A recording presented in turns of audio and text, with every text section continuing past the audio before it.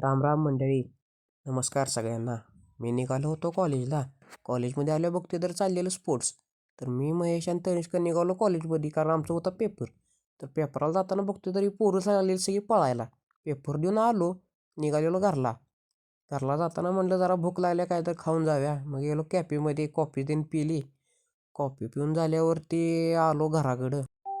घरी आल्यावरती गाडी लावली घरामध्ये. मला आजीचा फोन आला.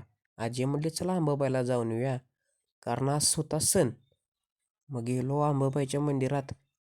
हे तुम्ही बघू शकता आमच्या 32 शिराळामध्ये असलेले हे अंबाबाईचं देवस्थान आहे. तर देवाच्या पाया बिया पडलो, निघालो घराकडे आणि आजीला घरी सोडून मी आणि सात्विक बाहेर निघालेलो. सात्विक म्हटलं चला आपण कुठेतरी बाहेर फिरून येऊया. मग आम्ही निघालो पेठ नाक्याला. मग जाताना गाडीत पेट्रोल टाकायचं होतं. मग गाडी आणली पेट्रोल पंपावर. टाकीत टाकलं 200 रुपयाचं पेट्रोल. मग जाताना सात्विकला म्हटलं गाडीची हवा पण जरा चेक करूया. मग गाडीत जरा हवा बिवा चेक केली. हवा जरा कमी होती. पंक्चरवाला म्हटला टायर आहे तुझा पंक्चर. मग त्यानं पंक्चरला 15-20 मिनटं घालवली. मग आम्ही आलो रसवंती गृह रस प्याला. मग सात्विक कसा रस पितोय बघा.